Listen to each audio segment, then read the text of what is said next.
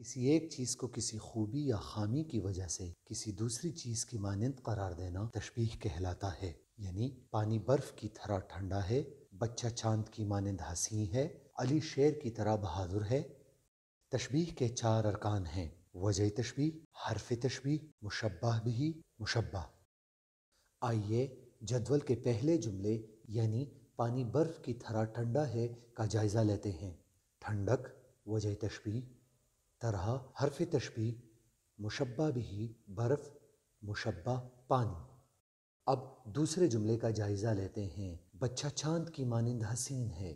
اس جملے میں خوبصورتی وجہ تشبیہ ہے، کی مانند حرف تشبیہ ہے، مشبہ بھی چاند ہے اور بچہ مشبہ ہے۔